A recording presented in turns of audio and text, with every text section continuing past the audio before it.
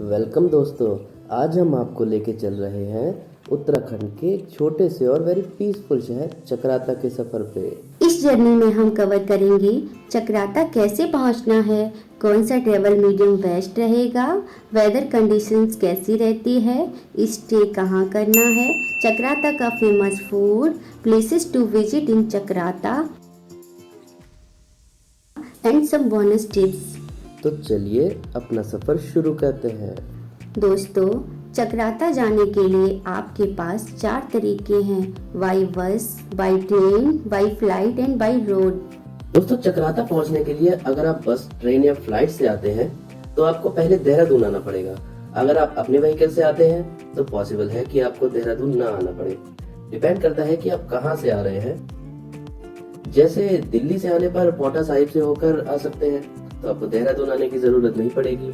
हमने दिल्ली से देहरादून की बस ली थी। तो फाइनली अब देहरादून से चकराता पहुंचने के लिए 3 ऑप्शंस हैं। पहला, सिंपली आप यहां से पर्सनल या शेयरिंग कैब ले सकते हैं जो आपको चकराता ड्रॉप कर दे। दूसरा, आप बस ले सकते हैं, लेकिन देहरादून और चकराता के बीच एक डायरेक्ट बस है, लेकिन इसकी फ्रीक्वेंसी इतनी ज्यादा नहीं है, इसीलिए आपको विकास नगर या डाक पत्थर के लिए किसी भी बस की तलाश करना होगा और फिर वहां से चकराता के लिए शेयरिंग कैब में सवार होना होगा। पर हम आपको रिकमेंड करेंगे देहरादून से बाइक या कार हायर करना, क्योंकि चकराता में आपको लोकल घूमने के लिए एक व्हीकल चाहिए, क्योंकि सारी प्लेसेस काफी डिस्टेंस पर हैं। जैसे कि चकराता मार्केट से टाइगर फॉल आपको अप्रोक्स 25 किलोमीटर्स का पड़ेगा, और वही अगर आपको मोइला टॉप जाना है तो आपको टाइगर फॉल से उतना वापस आके फिर एक दूसरे रास्ते पे 25 किलोमीटर्स अप्रॉक्स जाना पड़ेगा मोइला टॉप के लिए। तो इतना डिस्टेंस आप किसी शेयरिंग व्हीकल से कवर करना पॉसिबल नहीं होगा। हमने बस स्टैंड के पास से ही एक बाइक रेंट की थी जिसका 900 पर डे चार्ज लगा था। दोस्तों, बात करें चकराता के रोड्स की तो देहरादून से चकराता की रोड्स काफ़ी अच्छी बनी है, जो कि टोटल 90 किलोमीटर्स की है। इस जर्नी में कोई भी खराब पैच नहीं है।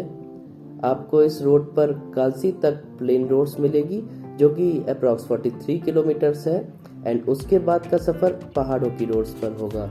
और हाँ, एक चीज आपको जरूर ध्यान रखनी है कि चकराता में कोई पेट्रोल पंप नहीं है, इसीलिए आपको पेट्रोल लेना हो तो कालसी में इस जर्नी का लास्ट पेट्रोल पंप है, जिसकी मैप लोकेशन हमने डिस्क्रिप्शन में दी है। दोस्तों, चकराता में मौसम की बात करें तो 2 सबसे इम्पॉर्टेंट चीज़ें हैं जो आपको याद रखनी चाहिए। पहला कि यहाँ पे काफ़ी बारिश होती है बाकी जगहों के कंपैरिजन में, और दूसरा कि यहाँ पे सर्दियाँ भी बहुत ज़्यादा होती हैं। अप्रैल, मई और जून के बाद के महीनों को चकराता की जर्नी के लिए सबसे अच्छा टाइम माना जाता है। बट अगर आप बारिश में भी आते हैं तो बस थोड़ा सा आपको यहाँ पर जो लैंडस्लाइड वगैरह होती है उसको ध्यान में रख कर आना है। और बारिश अगर यहाँ पे स्टार्ट हो जाए तो जैसा कि आपको देखने को मिल रहा है, हम लोगों को पूरे दिन बारिश मिली थी, सुबह से लेकर शाम तक।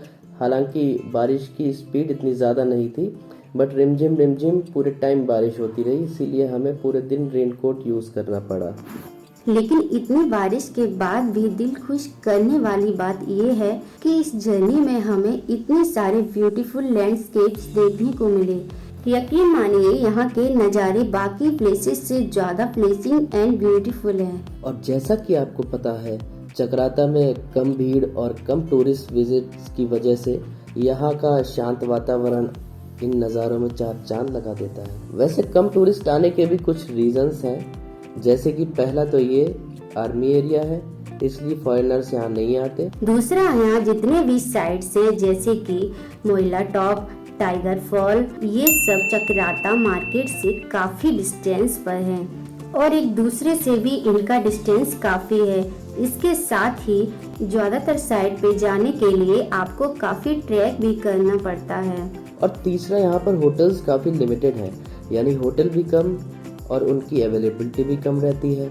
और यहाँ पर कोई मॉल रोड भी नहीं है, एक छोटा सा मार्केट है जिसमें कुछ गिने चुने रेस्टोरेंट्स हैं। तो दोस्तों, अब बात करते हैं चकराता में फूड की। तो चकराता में फूड के ज़्यादा ऑप्शंस नहीं हैं, पर आपको 2-3 चीज़ें यहाँ पर ऐसी मिल जाएंगी जो कि काफ़ी फेमस हैं। पहला, अगर अवेलेबिलिटी मिल जाए आपको तो आर्मी कैंटीन में जाएं और उनकी नेपाली रोटी को चटनी के साथ ज़रूर खाएं, वो काफ़ी टेस्टी है। हम जब गए थे तो हमें ये अवेलेबल नहीं मिली थी, बट आप ट्राई कर सकते हैं। दूसरा, चक्राता में आपको काफी सारी डिफरेंट वैरायटी के राजमा मिलेंगे जिनको आप वाई कर सकते हैं। इसके साथ ही आपको यहाँ पर भी किसी रेस्टोरेंट में राजमा राइस भी खाने को मिल जाएगा। एंड इसके अलावा यहाँ पर चंदनास फूड कोर्ट के वेज मोमोज काफ़ी फेमस हैं। हमने भी यहाँ के वेज मोमोज इंजॉय किए जिनका टेस्ट रियली काफ़ी अच्छा था। दोस्तों, अगर आप चक्राता में पहले से बुकिंग कराने के लिए ऑनलाइन होटल सर्च करेंगे तो आपको उस पर भी ज़्यादा ऑप्शन नहीं मिलेंगे, बस 2-3 रिसोर्ट के ऑप्शंस मिलेंगे और हो सकता है कि उनकी भी अवेलेबिलिटी ज़्यादा ना हो। लेकिन आप अगर यहाँ पे आएंगे तो आपको थोड़ा सा सर्च करना पड़ेगा और आपको होटल मिल सकता है। लेकिन अगर आप ऑनलाइन बुक करा लेते हैं, आपको अवेलेबल मिल जाता है, तो वो बेस्ट ऑप्शन है। क्योंकि हमें भी यहाँ पर होटल ढूंढने में थोड़ी प्रॉब्लम हुई थी, बट हमें कोई ऑप्शन नहीं मिला था, इसलिए उस टाइम हमें जो ऑप्शन अवेलेबल मिला हमने उसे ग्रैब कर लिया। और यहाँ पर आपको एक नॉर्मल होटल की एवरेज कॉस्ट 2000 रुपीज़ के आसपास आएगी। तो दोस्तों, ये थी चक्राता ट्रिप से रिलेटेड सारी इन्फॉर्मेशन, और चक्राता में कौन से टूरिस्ट प्लेसेस हैं और हम कहाँ कहाँ गए थे, वो सारे टूरिस्ट प्लेसेस और वहाँ की सारी इन्फॉर्मेशन जानने के लिए आप हमारे नेक्स्ट ब्लॉग को ज़रूर देखें। Thank you.